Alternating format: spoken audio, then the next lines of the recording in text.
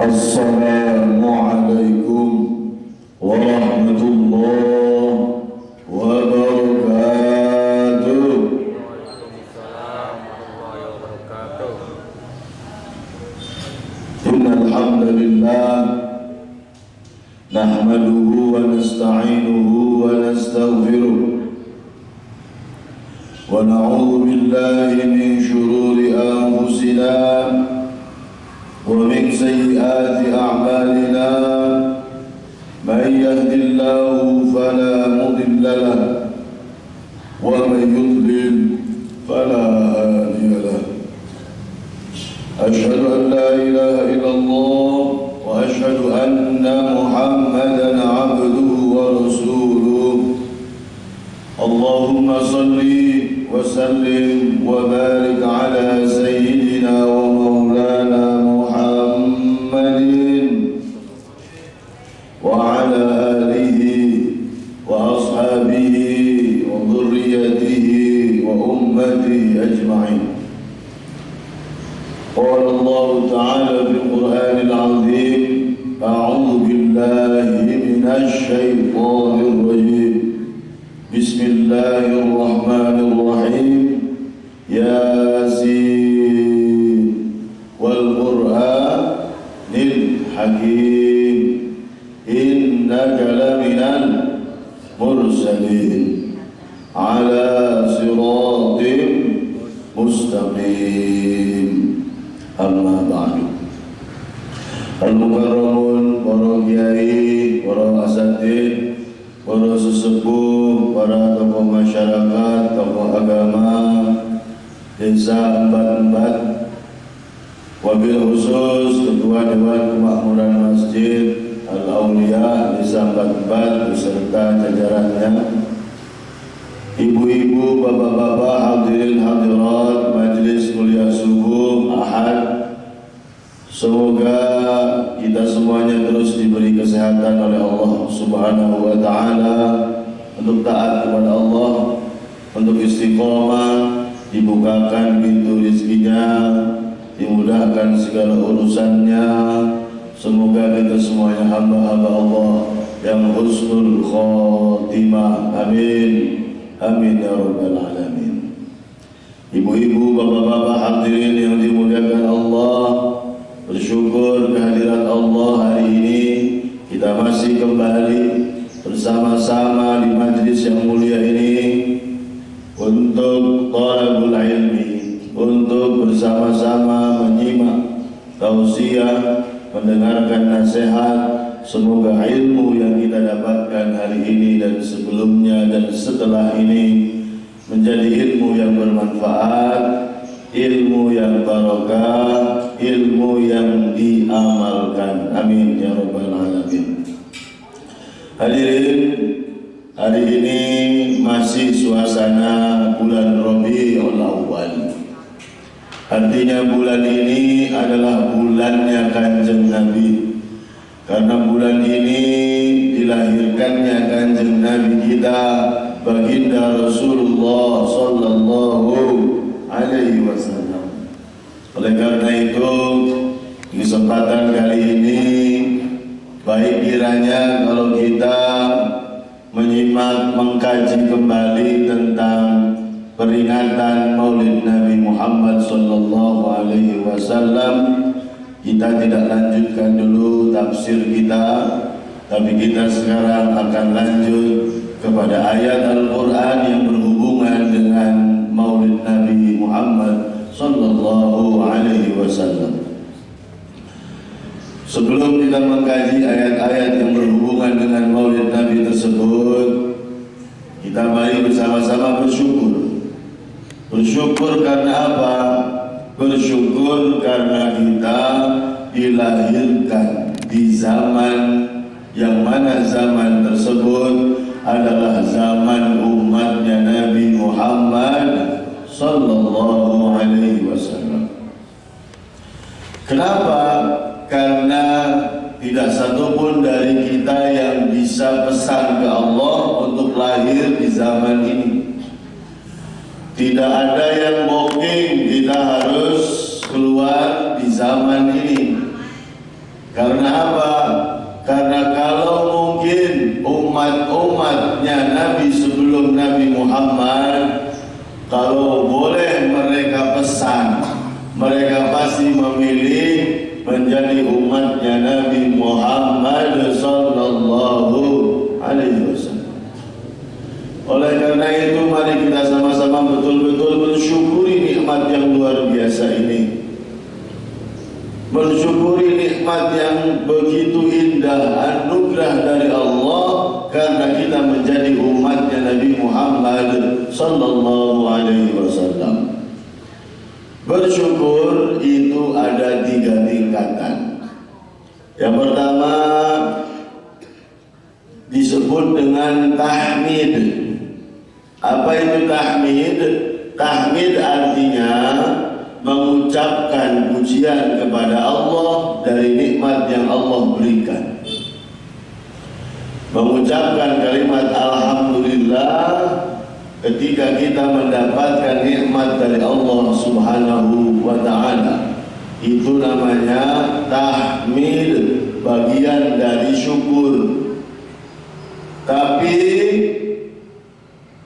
setelah tahmid ini ada tingkatan yang lebih lagi yang disebut dengan syukur. Masih di posisi nomor 2. Namanya syukur.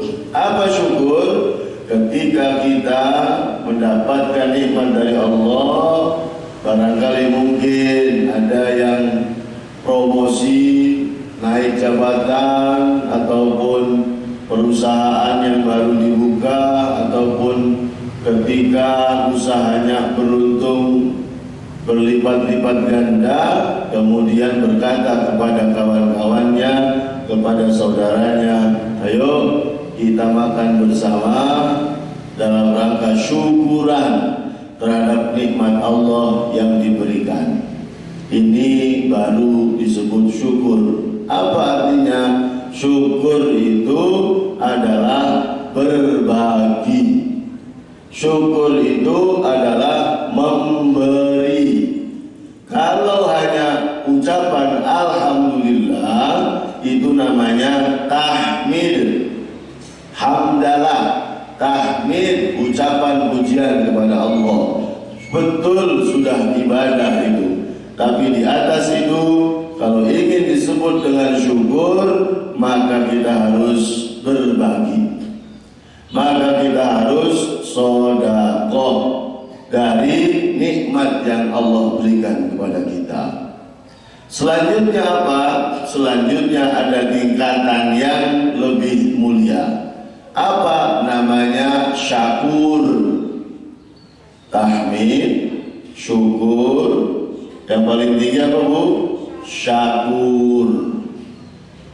Makanya kalimat Nabi ketika ditanya oleh para sahabat, kenapa kau selalu beristighfar, padahal kau adalah baginda Rasul yang pasti masuk surga?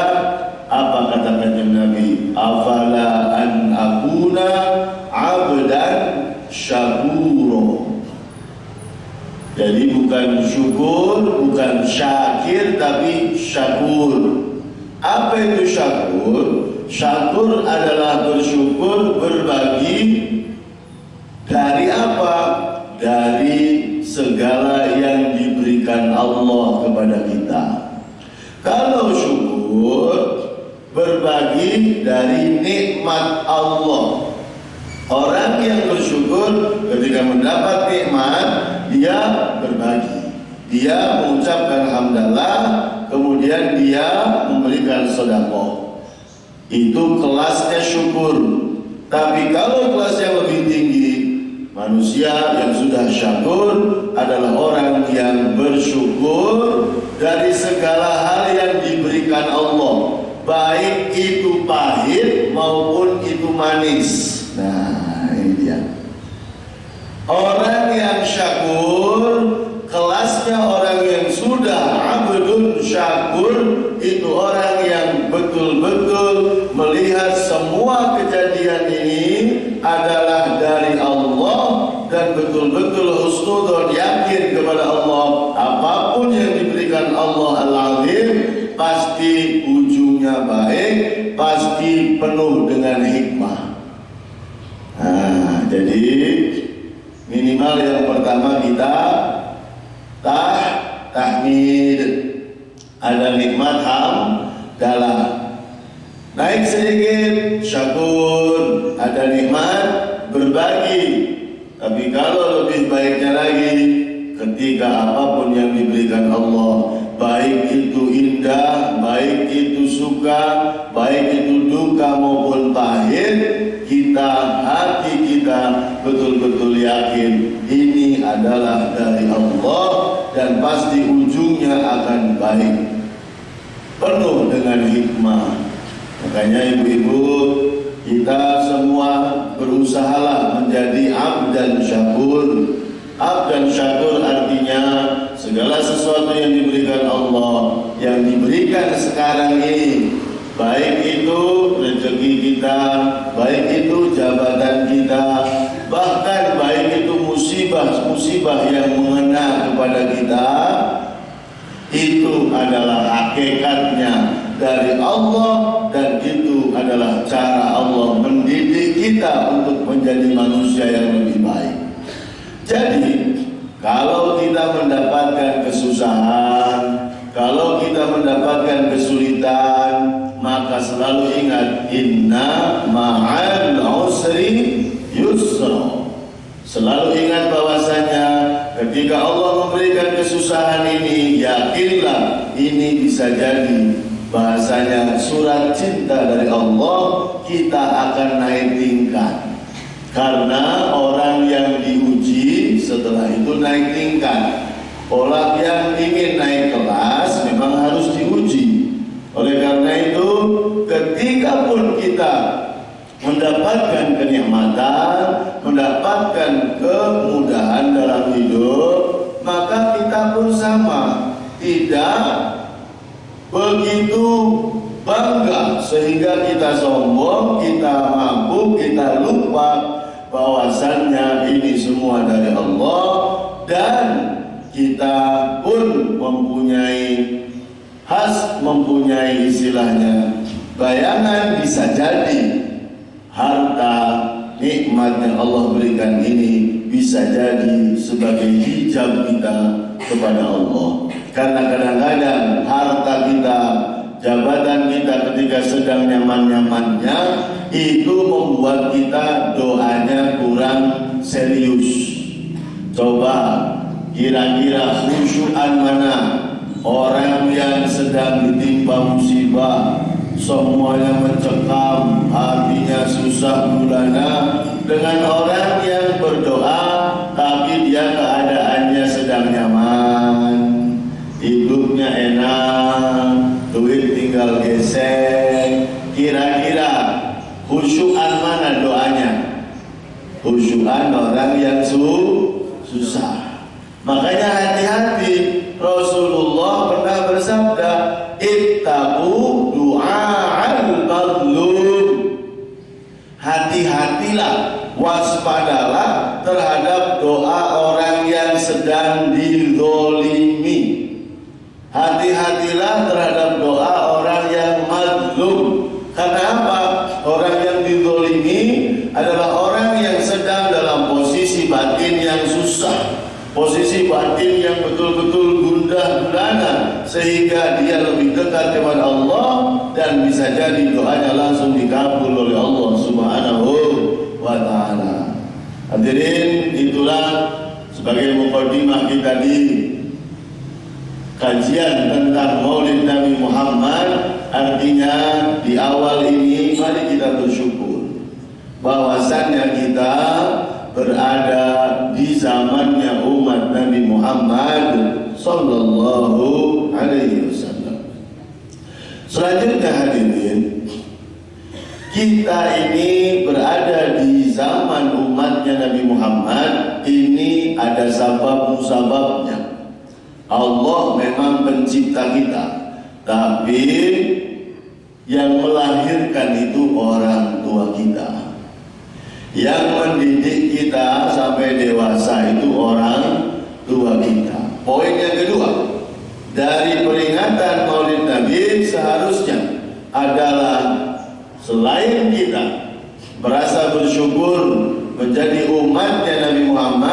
Yang kedua, bersyukur karena dilahirkan ke dunia ini, dan yang melahirkan kita adalah orang tua.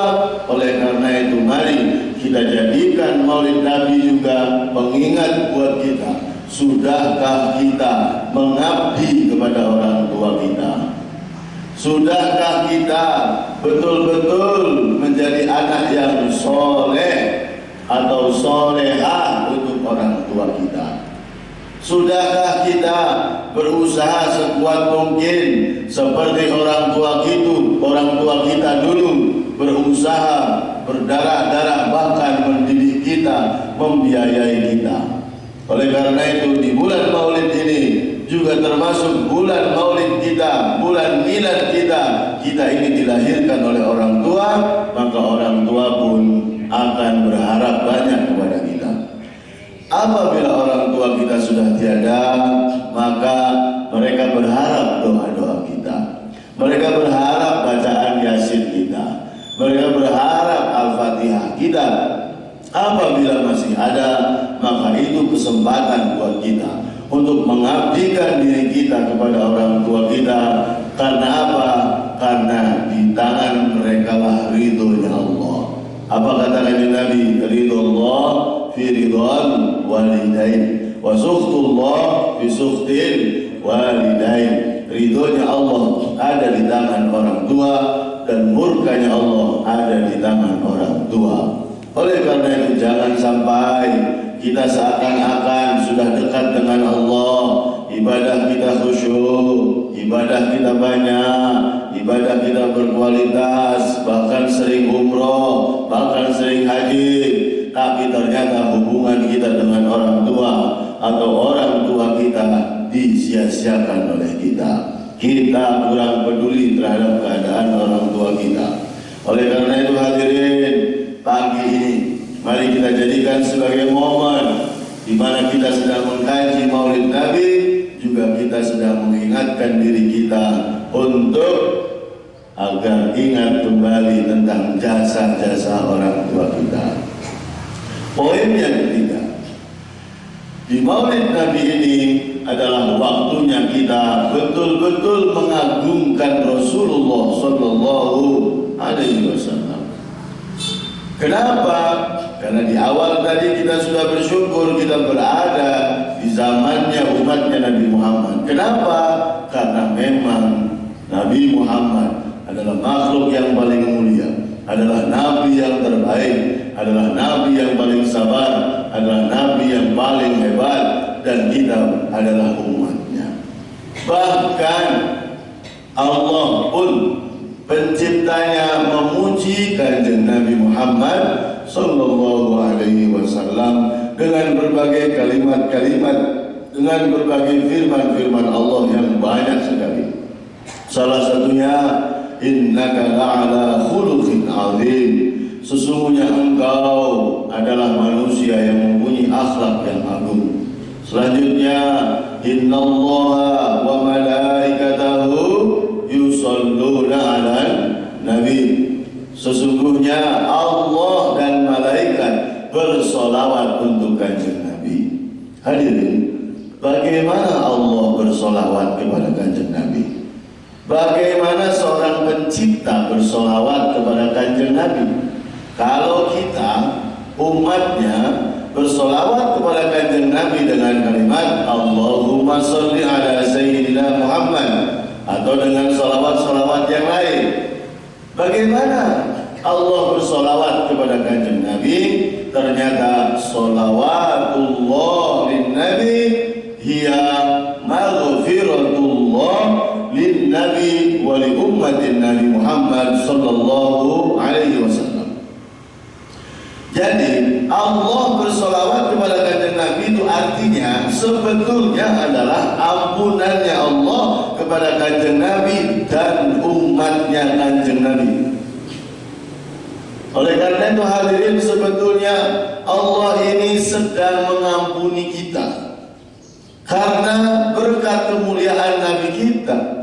Allah sedang memberikan kesempatan terus untuk mengampuni dosa-dosa kita. Tapi sayangnya ada dari kita yang tidak mau. Ada yang dari dari kita yang kadang-kadang memang terlalu berani sehingga kita merasa sudah hebat, sudah suci, tenang saja. Urusan ampunan itu tenang saja. Loh, bagaimana Pak Haji, kok bisa ada orang yang tidak mau diampuni? Jelas kata Kanjeng Nabi, man ata'ani dakhalal jannah wa man 'asani faqad aba. Barang siapa yang taat kepadaku, kata Rasul, maka dia diampuni dosanya dan dia masuk surga. Apabila dia tidak taat kepadaku, tidak mengikuti sunnahku, maka dia faqad aba. Artinya dia sudah tidak mau dari apa? Dari ampunan Allah. Bagaimana kok ada orang yang tidak mau? Jalan menuju jannah itu sudah jelas. Jalan menuju maghfirah sudah jelas.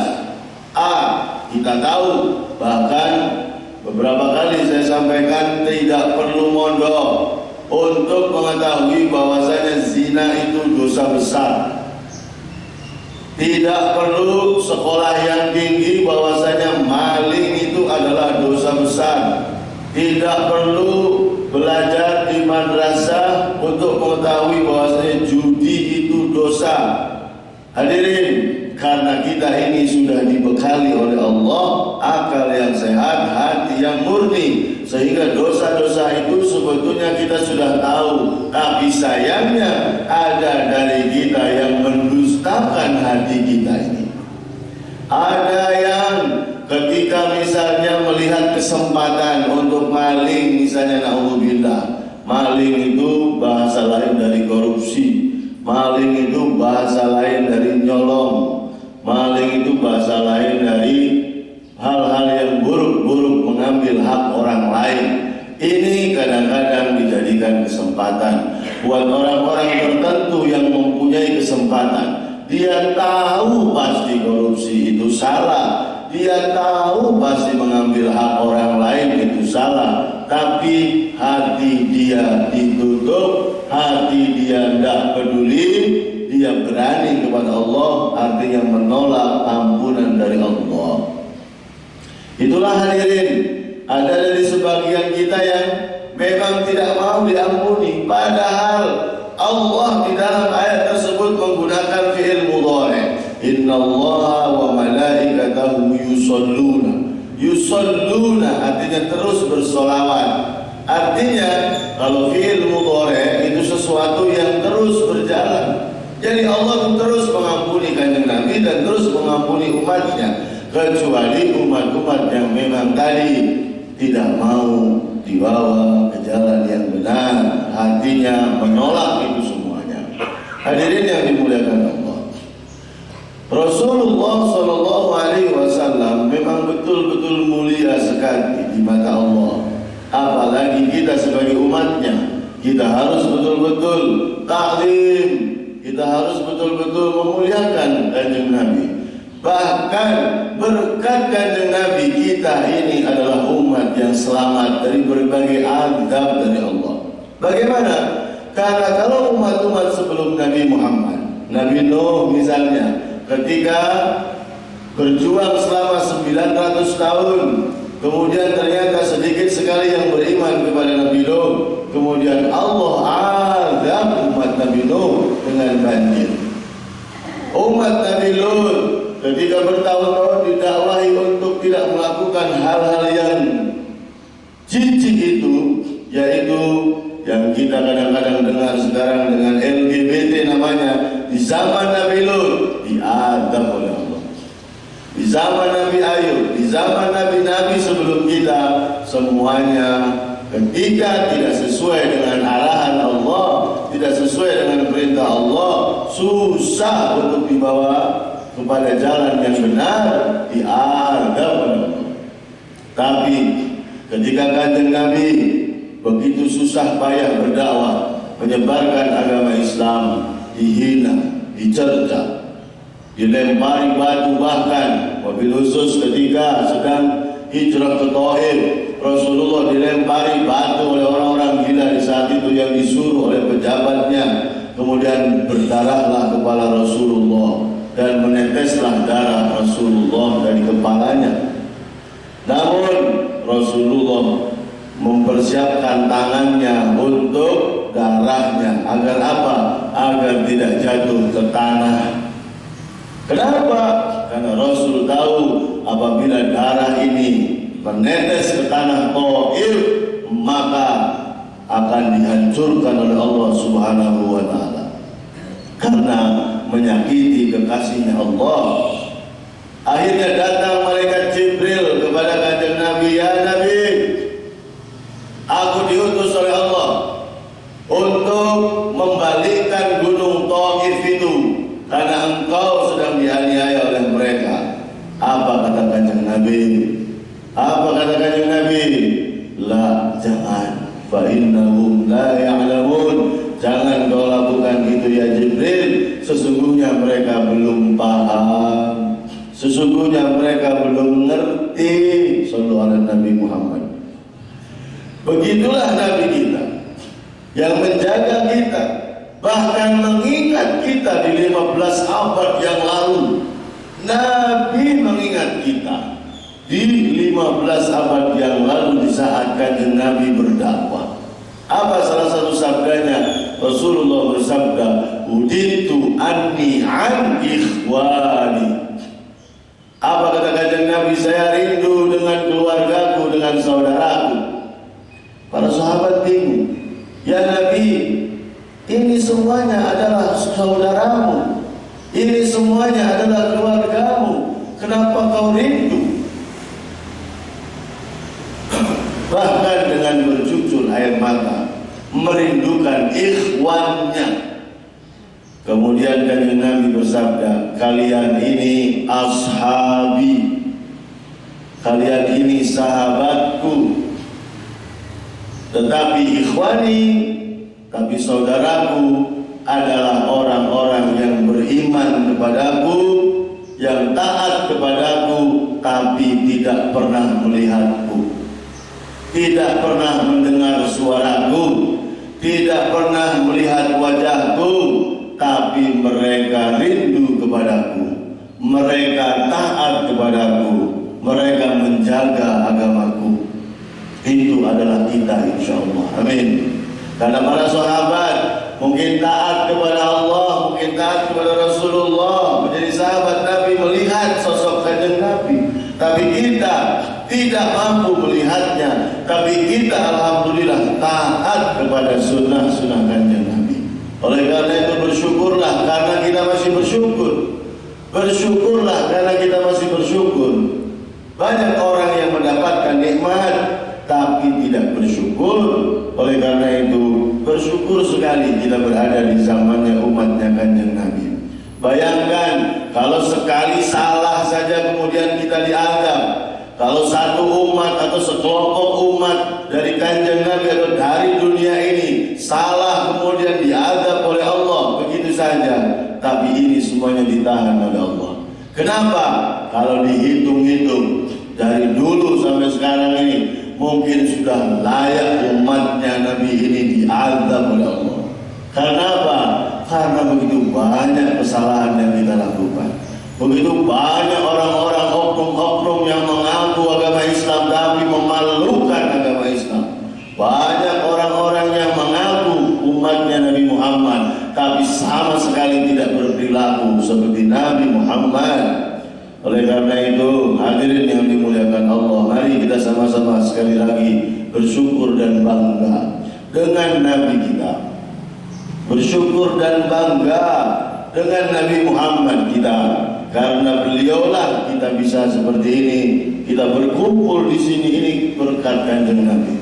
Kita berkumpul dengan orang-orang yang soleh di majlis-majlis tertentu.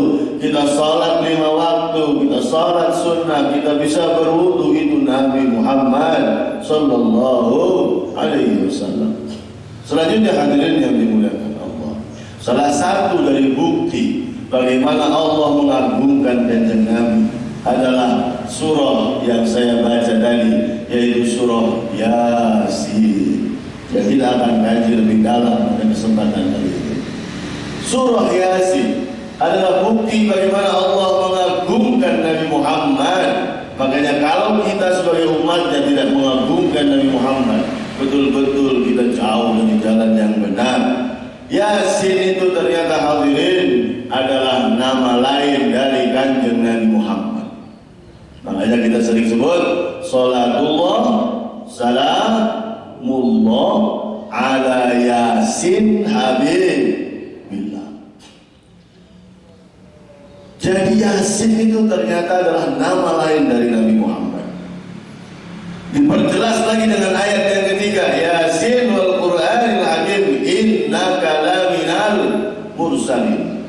Yasin, sesungguhnya kamu adalah betul-betul dari Rasulnya Rasulullah. Jelas, berarti Yasin adalah nama lain dari Rasulullah.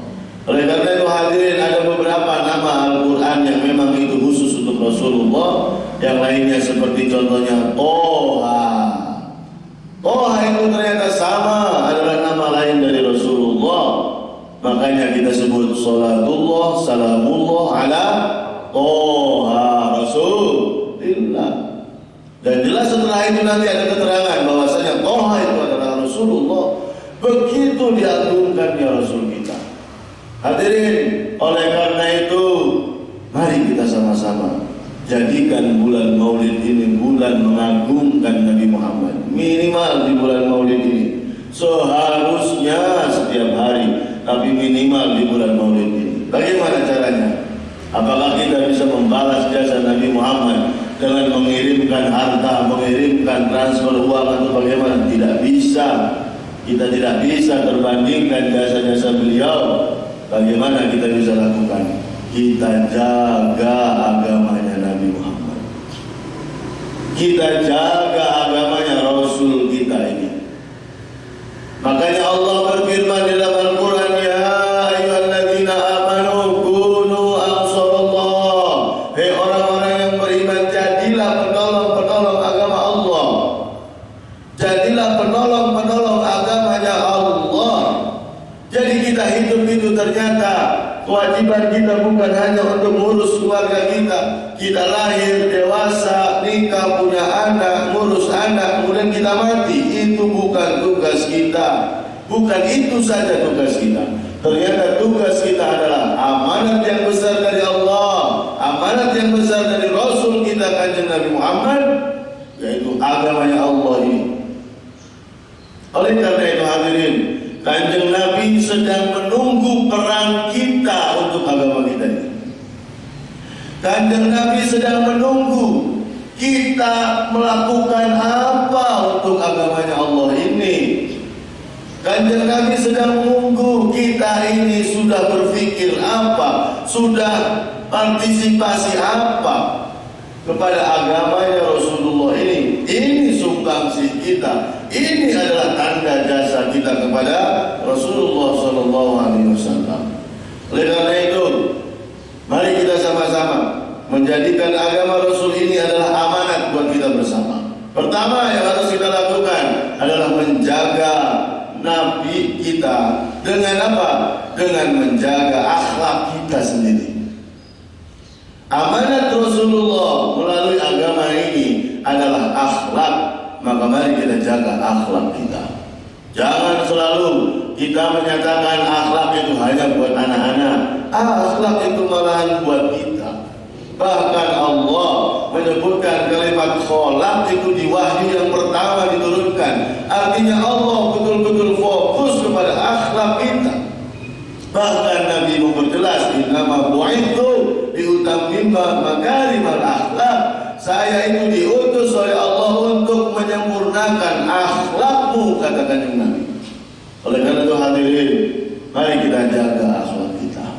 Akhlak itu yang pertama lisan. Mari kita jaga lisan kita. Jangan keluar dari lidah kita ini hal-hal yang buruk, yang keji, hal-hal yang riba, hal-hal yang fitnah. Kalau dulu mungkin masih muda, kita masih terbiasa menyebutkan kata-kata kotor, menyebutkan kata-kata keji. Seperti kalau orang Cirebon itu terbiasa sekali menyebutkan kata KIRIK. Biasa sekali menyebutkan itu. Tambah umur, jangan sampai terus seperti itu. Bahkan anak kita ternyata kadang-kadang generasi sekarang begitu mudahnya mengucapkan kata-kata seperti itu. Karena apa? Tidak merasa itu adalah dosa dan biasanya dicontohi oleh orang tuanya. Oleh karena itu hadirin, mari kita berperan di agama Allah ini dengan apa? Dengan memperbaiki diri kita. Itu yang pertama. Makanya di luar sana ada sebagian orang melihat buruk kepada agama kita. Karena apa? Oknum-oknumnya ada yang melakukan keburukan-keburukan itu. Oknum-oknumnya ada yang menggunakan agama sebagai alat untuk menghalalkan seluruh keinginan mereka. Oknum-oknumnya banyak. Akhirnya melihat Islam ini rendah, melihat Islam ini begitu buruk. Apalagi di luar negeri sana, sebagian banyak yang menganggap Islam ini, itu dan sebagainya. Karena memang ada oknumnya. Walaupun memang ada sebagian yang musuh-musuh agama kita membuat hal-hal itu menjadi lebih buruk dengan media dan sebagainya. Oleh karena itu hadirin, ayo kita berperan untuk agama kita dengan apa? Menjaga akhlak kita, menjaga akhlak anak-anak kita.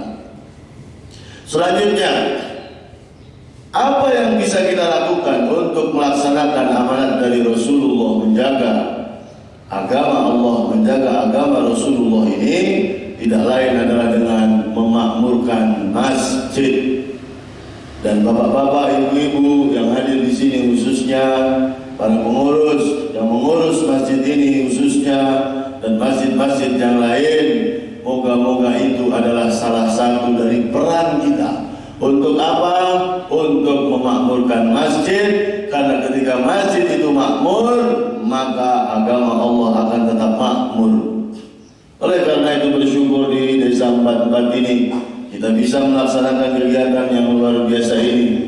Dan ibu-ibu, bapak-bapak yang istiqomah ini, moga-moga ke depan warga Empat-Empat bertambah banyak yang datang di majelis-majelis seperti ini. Apalagi Masjid Al-Aulia sekarang diberi nikmat yang besar, yang baru, yaitu menara. Masya Allah, selamat buat orang Empat-Empat yang sudah bisa membangun menara yang luar biasa ini. Moga-moga suara yang mungkin dulu tidak didengar oleh masyarakat yang jauh didengar. Akhirnya apa? Mereka tambah merapat ke masjid ini. Amin. Tambah mendekat ke masjid ini. Tambah banyak yang sholat wajib. Tambah banyak yang berjamaah di masjid ini.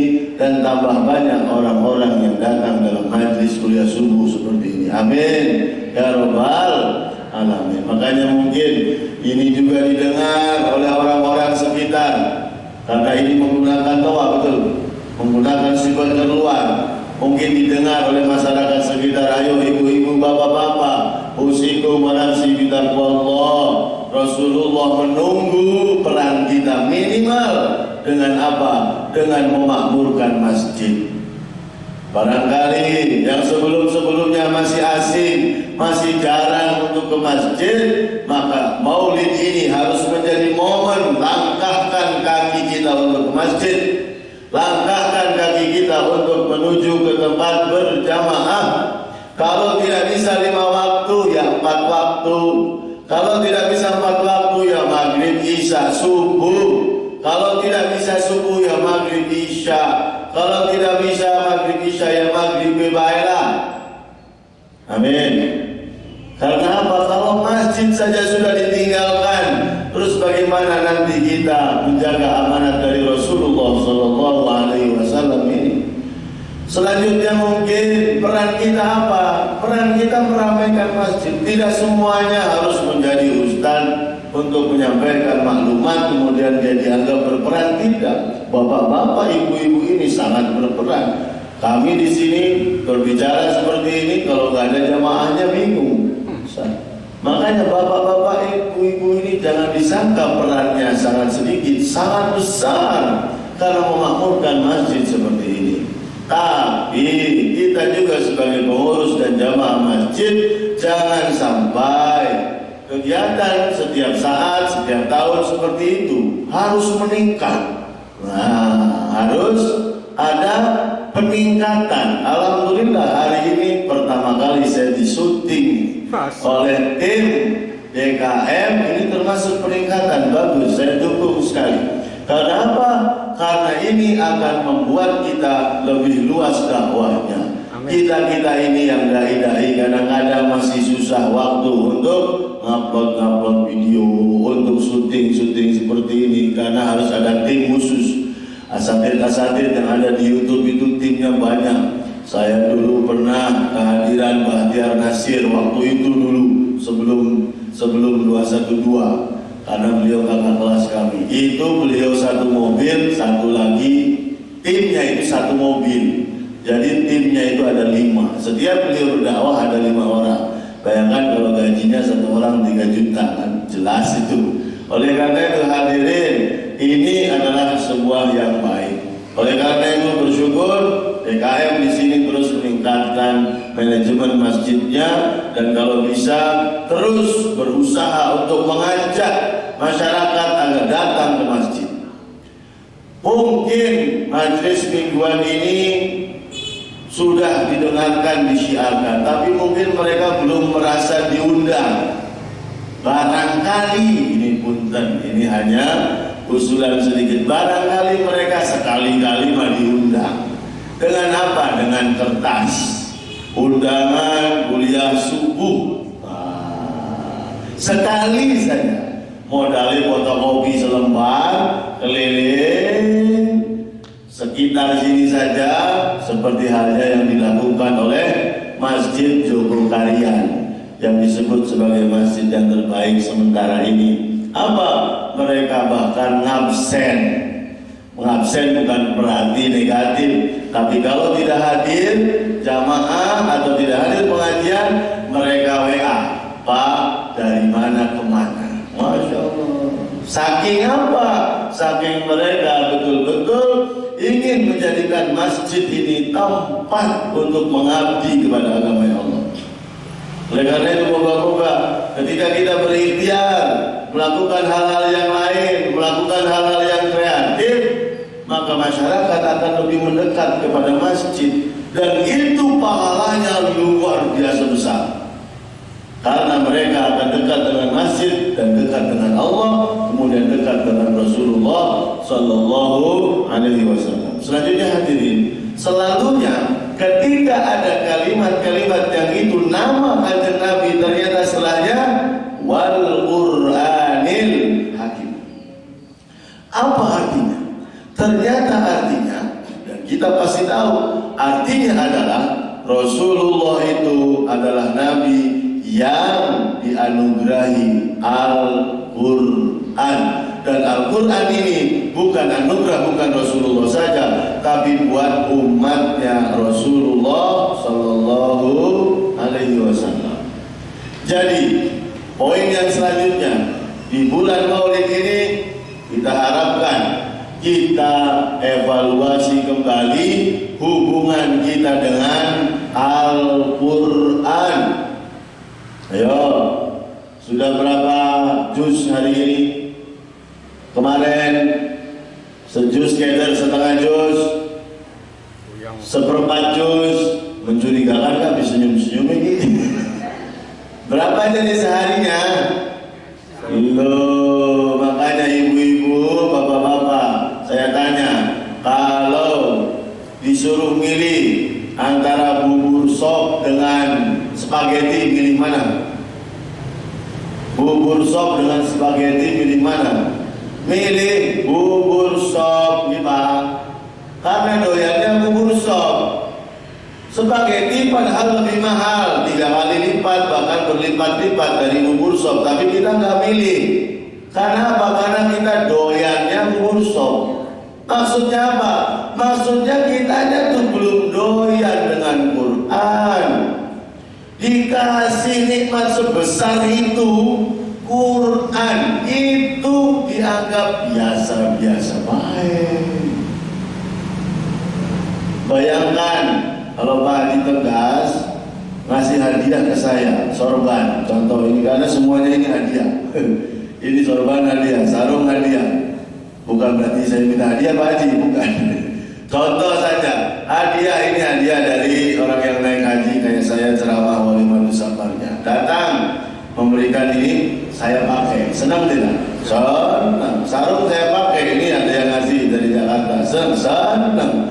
Bayangkan kalau sorban ini nggak pernah saya pakai, sorban ini saya kerem aja di lemari, atau bahkan sorban ini jadi lap misalnya, na'udzubillah. Bayangkan yang ngasih itu kayak apa? Sedih, bahkan mungkin mangkel, murka. Sama Allah juga. Allah itu khusus ngasih Quran ke umatnya Nabi Muhammad.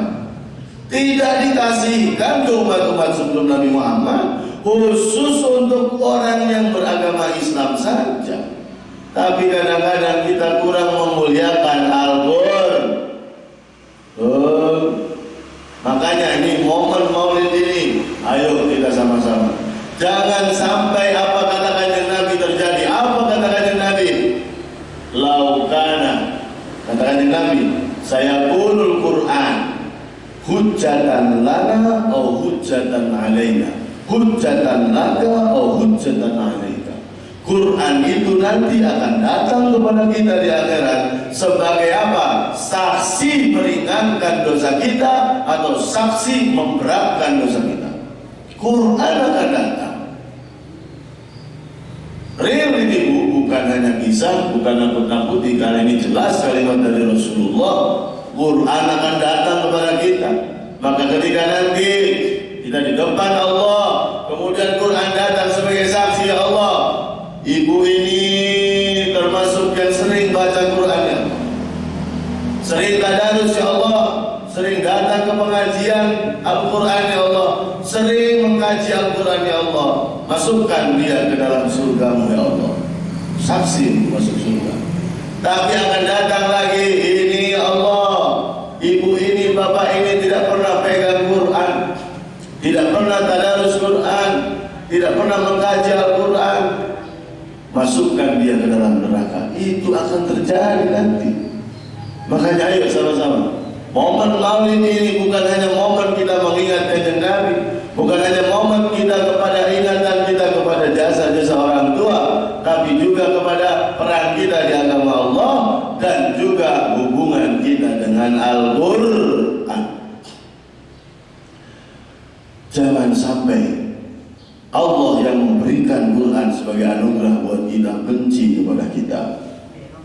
Oleh karena itu mulai sekarang, ayo kita berusaha baca Al-Quran. Kalau tidak bisa baca, mungkin ada sebagian yang belum bisa baca. Saya kira memang tetap dia harus belajar. Tapi kalau memang sudah tidak memungkinkan, bacalah Latinnya. Karena ini sebetulnya adalah kesalahan sejarah sebelumnya. Makanya sejarah ini jangan sampai terjadi ke anak-anak kita. Karena sebagian dari orang tua ternyata ada yang tidak bisa baca Al-Quran. Padahal itu anugerah dari Allah yang harus kita baca. Bahkan bukan dibaca saja. Kata Allah, hudan lil muttaqin. Al-Quran itu harus jadi petunjuk. Hadirin, kalau di dalam Al-Quran ada seluruh kalimat itu perintah, bukan hanya ikra, bukan hanya ud'u, bukan hanya kalimat yang itu adalah kalimat perintah saja. Setiap kata itu perintah. Jadi kalau Allah menyampaikan hudan lil muttaqin, artinya kamu harus menjadikan Quran sebagai petunjuk. Itu bukan cerita, itu tuh harus menjadi perintah.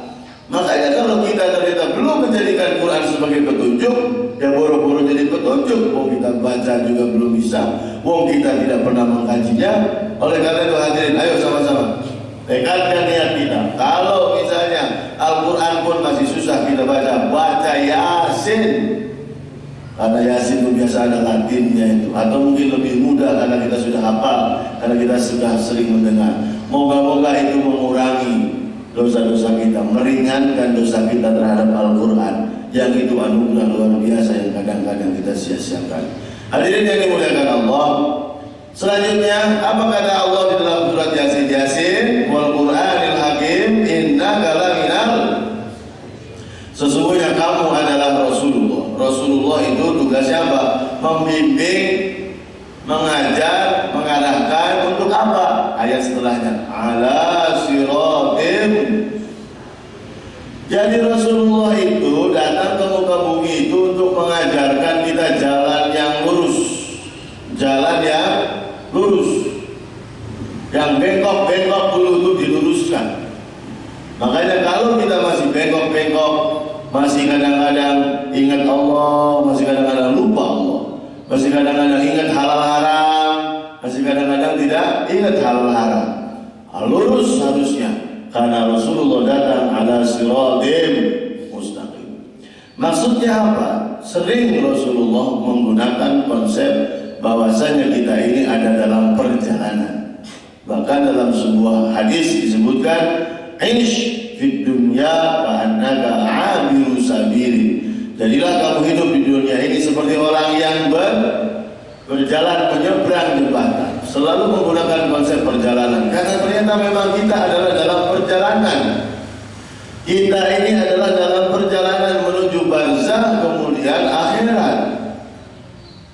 Oleh karena itu, ketika kita dalam perjalanan seperti orang yang sedang menuju sebuah tujuan, misalnya Bandung, alhamdulillah ya Allah berkat barokahnya di tempat ini, alhamdulillah di Istiqlal kami rutin setiap bulan, alhamdulillah di kajian Hawamish rutin di Istiqlal untuk bulan ini tanggal 25 Oktober. Barangkali ingin melihat atau menyimak di YouTube, ada tulis saja nama saya Warsowinata Istiqlal.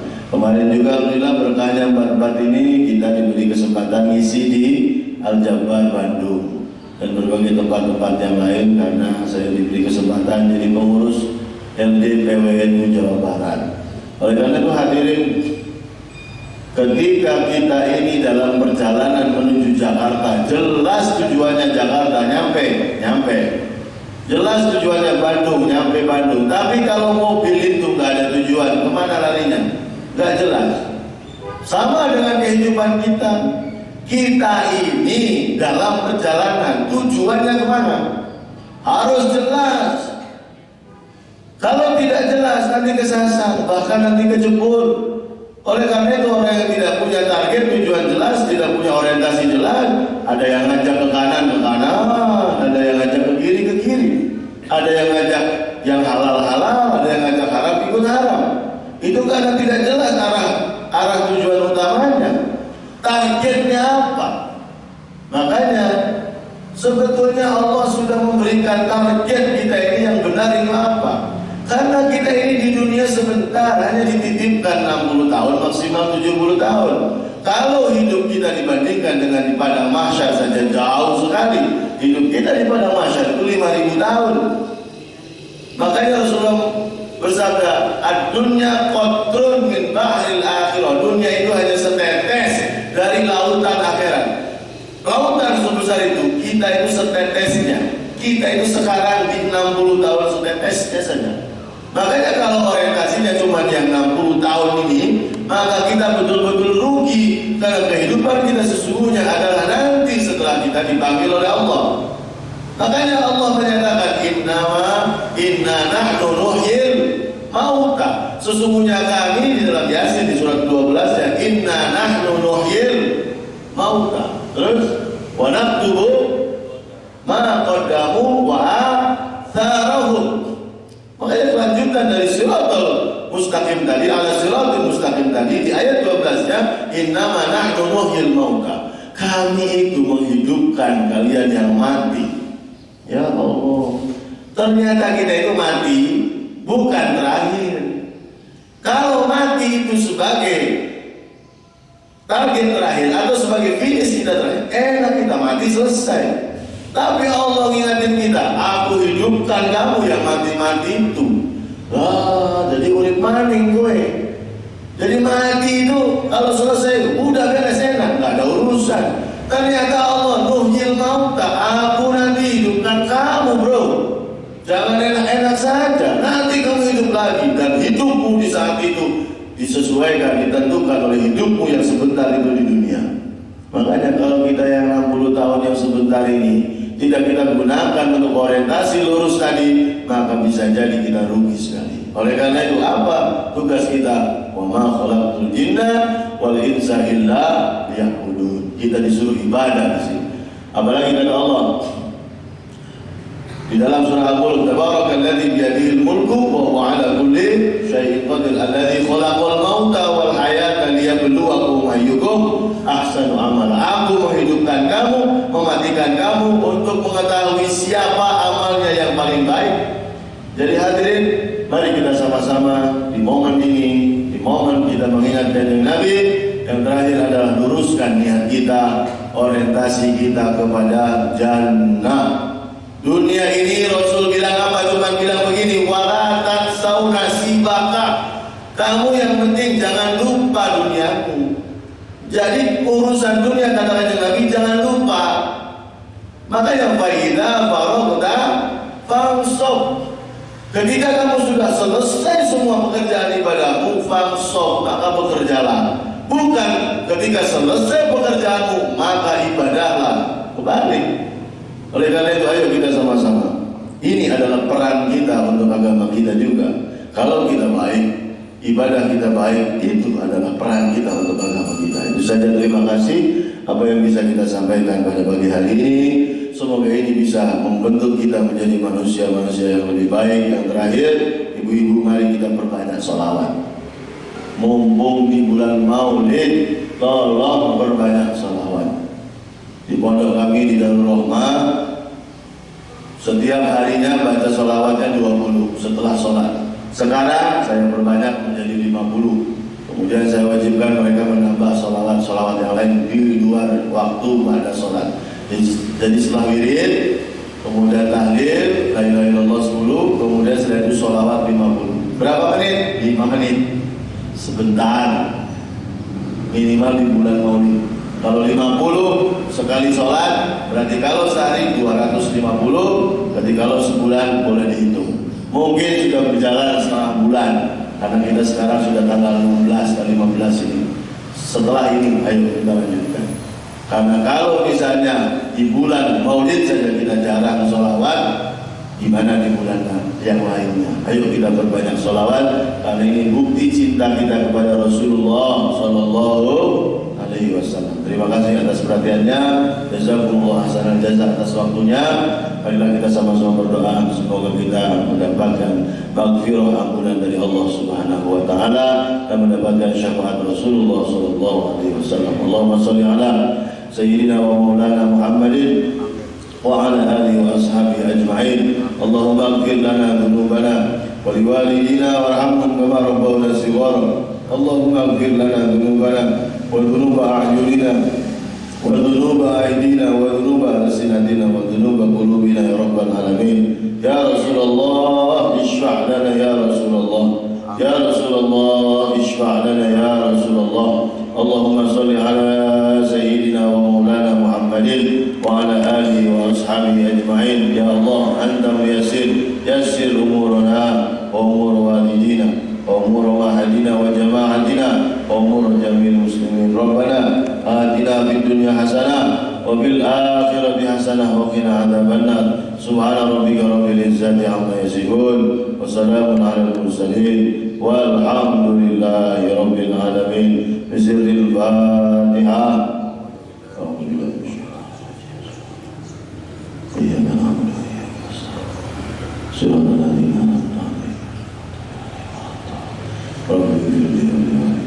Terima kasih atas perhatiannya.